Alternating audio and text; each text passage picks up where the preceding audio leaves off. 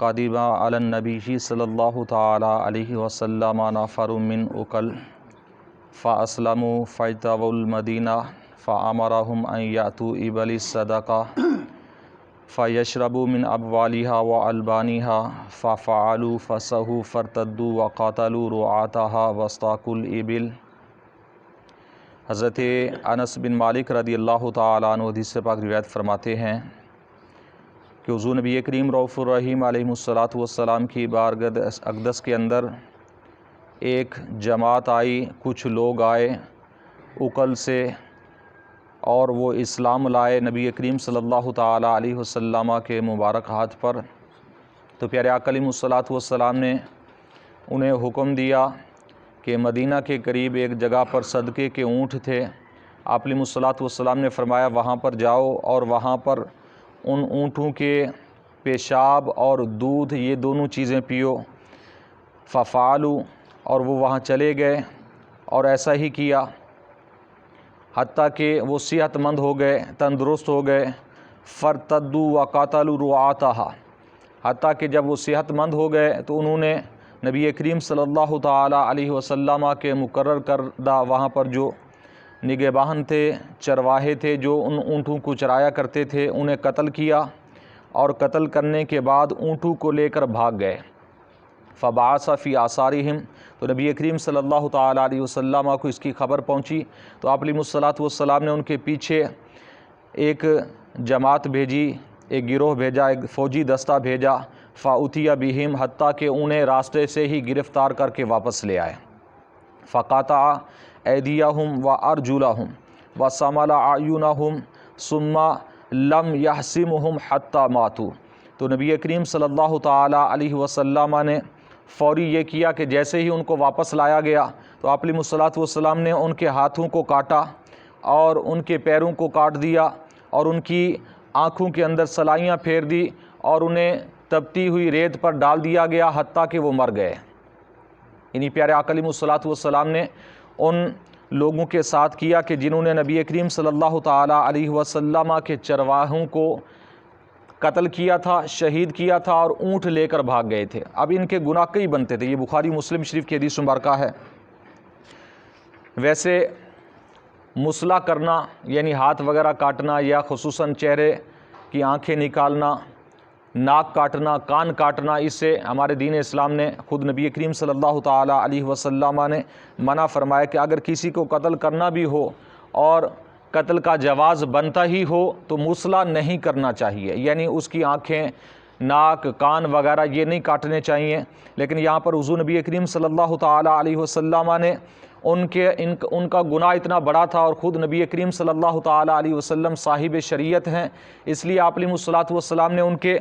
گناہ کی اس کیفیت کو دیکھا۔ ایک تو وہ مرتد ہو گئے، اور جو کل ہم نے حدیث مبارکہ پڑھی تھی تو اس کے اندر پیارے آقا علیہ السلام کا فرمان موجود ہے کہ مرتد کی سزا قتل ہے۔ جو دین اسلام سے پھر جائے اور کوئی اور مذہب اختیار کر لے، اس کی سزا یہ ہے کہ اسے قتل کر دیا جائے،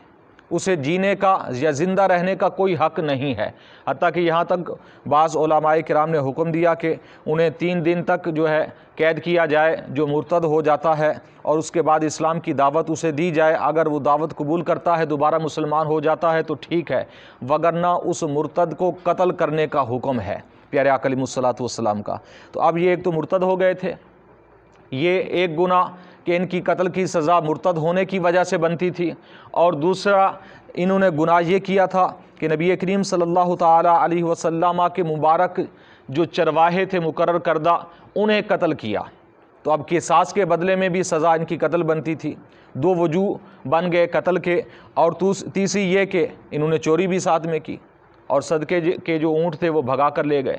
تو پیارے آقا علیہ السلام نے انہیں جب پکڑا تو فوراً ہی آپ علیہ السلام نے، یعنی یہ دیکھیں یہ دین اسلام کا قانون ہے، یہ دین اسلام کے اصول ہیں کہ گناہ ثابت ہو گیا ہے اور جب بندے پکڑے گئے تو فوراً انہیں سزا دی جائے۔ تو ہمارے ہاں آج کل تو کیونکہ ہم دین اور شریعت کے اصولوں کو ہم مد نظر نہ عوام رکھتی ہے، نہ ہی ہمارے آج حکمران ایسے ہیں کہ وہ کوئی بھی دینی قانون، اللہ رسول نے جو قانون بنائے ہیں انہیں ہم نافذ کر سکیں۔ اگرچہ گناہ ثابت ہو جائے پہلی تو بات یہ ہے کہ ہمارے ملک کے اندر گناہ پہلے ثابت ہو ہی نہیں سکتا، ہو جائے تو پھر کیا ہوتا ہے جی، پرچہ ہو گیا جی۔ اگر کسی نے زنا کیا ہے تو پرچہ، کسی نے چوری کی تو پرچہ، کسی نے کسی کو قتل کر دیا، حتیٰ کہ کئی لوگ قتل کر دیے تو پرچہ، اور پرچہ ہونے کے بعد کئی عرصہ لگ جاتا ہے، کئی سال لگ جاتے ہیں، اس کے بعد ہی فلاں کو سزائے موت ہو گئی ہے، اور ہونے کے بعد کیا ہوتا ہے کہ 20-25 سال جیل کے کاٹ کر آ جاتا ہے،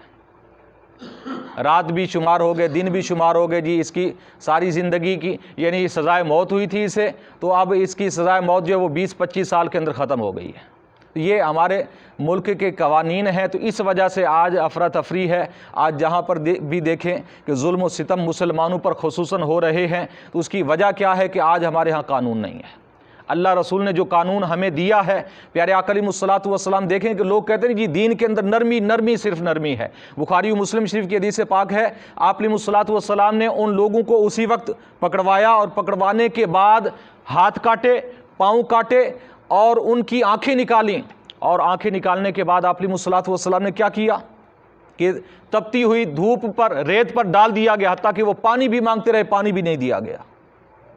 کیا کہیں گے نبی کریم صلی اللہ علیہ وسلم کو کہ حالات ہی جب ایسے بن جائیں تو پھر یہ قانون یہ لوگوں کی اصلاح کے لیے ہوتے ہیں، تاکہ دیگر لوگوں کو پتہ چلے کہ قانون کیا ہوتا ہے اور غلط کام کا انجام کتنا برا ہوتا ہے۔ اس وجہ سے جب سے ہم نے دین کے اور شریعت کے قانون کو ختم کر دیا ہے، تو آج مسلمان جہاں پر بھی دیکھیں ظلم و ستم کا شکار ہیں، مسلمانوں کو ذلیل کیا جاتا ہے، مسلمانوں کو قتل کیا جاتا ہے، شہید کیا جاتا ہے، مسلمانوں کی عزتیں لوٹی جاتی ہیں، لیکن دیگر مسلمان کہتے ہیں یار ہمیں کیا ہوا، ہم تو ٹھیک ہے، ہمیں تو کوئی کچھ کہنے والا نہیں ہے۔ یہ ہمارے حالات ہو چکے ہیں۔ تو اللہ تعالیٰ کی بارگاہ